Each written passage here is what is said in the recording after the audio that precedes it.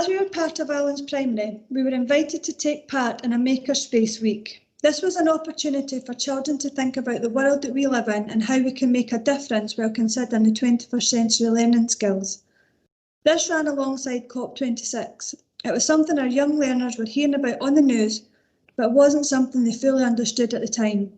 The element of curiosity was there. What was going on in the world and why was it so important? Why did they keep hearing about COP26? So together, our eco group sat down with the challenge and thought about how we could make our world a better place to live in.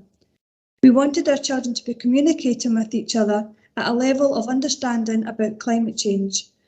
Being creative, coming up with different ideas and suggestions, while critical thinking and coming up with a solution together, collaborating to make the world a better place. And this is where our EcoPod came from.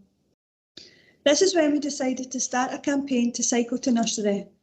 Our learners created a video that was sent out to all our parents, pleading with them not to drive in or around the school nursery grounds as it was causing pollution. And this caused an electrifying atmosphere between our learners and their families. They were all running home talking about why they shouldn't drive to nursery or school, and if they had to drive, they had to park and stride. We had lots of conversations from parents saying they had to leave early as their children wouldn't get in the car as it was bad for the world, causing too much pollution. Again, touching on climate action and introducing our children to what's going on in the wider world. Within a year of starting our eco journey, we had received our green flag.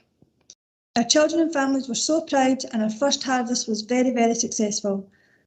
Our children helped pick, wash, prepare the vegetables and then they were used as part of a snack menu. We made potato salads, vegetable soup, rhubarb muffins, much, much more. Our grow bags that got sent home were also an achievement to celebrate. Our families were sending in photographs of their tomato plants, their runner beans, and their children were trying new vegetables that they previously wouldn't have. And this was because they were involved in the whole process. This is clearly demonstrating our learning for sustainability is at the heart of the project. Our action plan this year is to tackle healthy eating throughout by planting our own crops and understanding the field to fork process, which was very successful. We've just started a litter topic and then we'll move on to transport. Our global goal this year is around climate change, and that's obviously very fitting considering what's going on in the world. Our aim is to become a sustainable learning nursery, and we hope to give our children and families the skills, the knowledge and confidence to make the difference to the world we live in. And we hope the small changes that we are making locally will hopefully make a difference to someone, somewhere, nationally, and then globally. Yes, Danny, that's me ready. Thanks very much. Okay, thanks very much, Kim and Vicky. That was really inspiring to hear your journey at Allen's and hopefully get to visit at some point. So today I'm going to just be taking you through our whole school approach to learning for sustainability at Dunboyne Primary. Okay, so right at the beginning of our journey, our young people, our junior leadership team, which is pupils from primary 4 to primary 7, evaluated our LFS journey, and that was the Higgies framework, the LFS Higgies framework.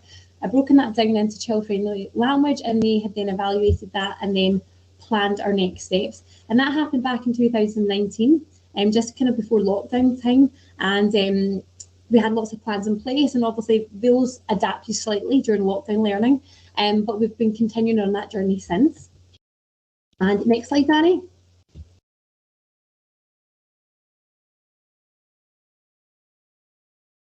Thanks very much.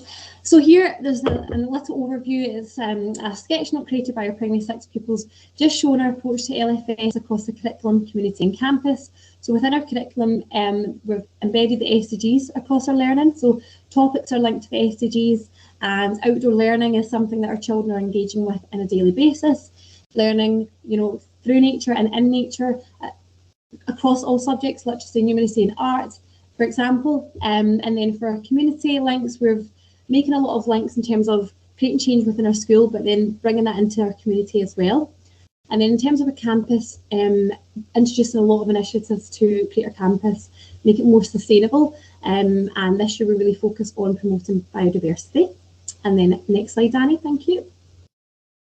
Okay, and then this here is a little model of the SDGs. So if you're not familiar with the SDGs, they are 17 global goals, which are a framework for creating a better world.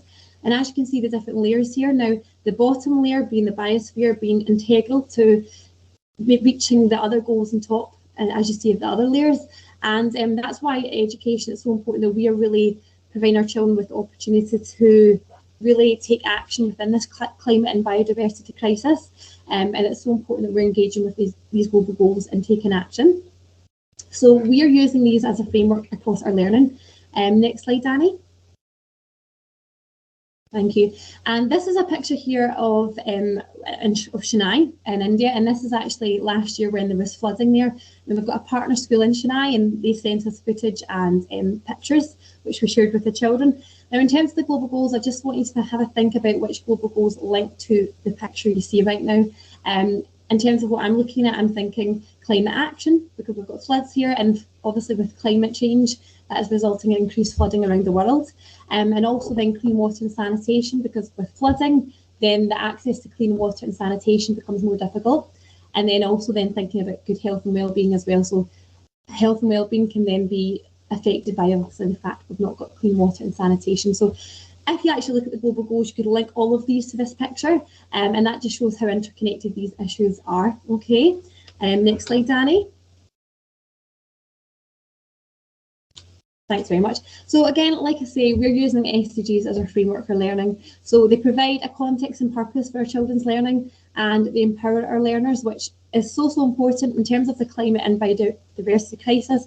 Children can experience equal anxiety, and it's so important they are feeling empowered and feeling that they can take action. And again, the global goals show just how interconnected global issues are. Next slide, Danny. Thanks very much. There we are. So as you can see, the SDGs are now embedded across our curriculum. So I started that process within my own class in 2018, and now across the school, our topics are all linked to the SDGs and learning as well across the school, not just within topics, but within other curriculum areas as well. Next slide, Danny.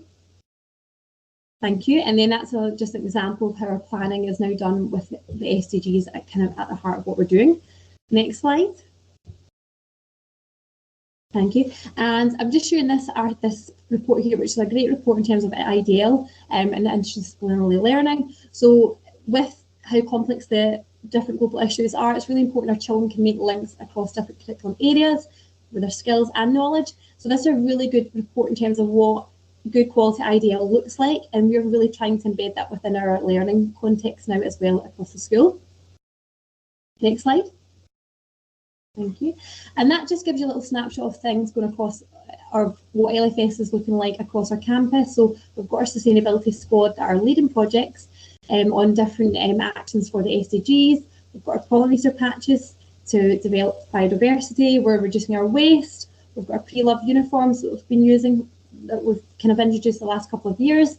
And now what our big step is making more ethical and equitable choices when purchasing resources. So recently we were given some funding for books, and rather than using your usual kind of Amazon orders, that kind of thing, we actually use a book company that was pre-loved, and we got a lot of lovely pre-loved books. So we're thinking more ethically in terms of purchasing our resources, and that's a big important part for us now. And next slide, Danny. Okay, and then again, another little snapshot of things going on across the campus. So our sustainability squads are taking action on reducing our energy use, promoting biodiversity, as well as reducing waste as well. And that's a little snapshot there. Next slide.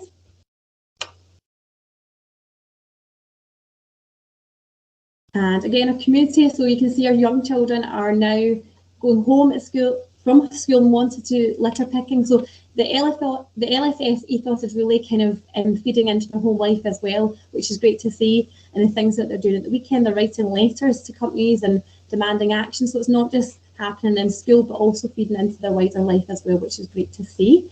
And next slide.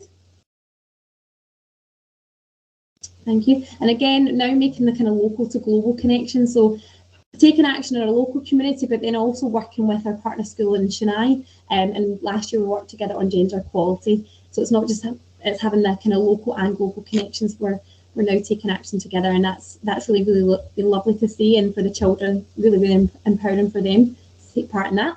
Next slide. There we are. And just a reflection in terms of what has worked well for us. So learners as leaders, so they have been at the heart of this journey for us, and they will continue to be, because that's their future and we want them to shape it. So that has been integral to our journey.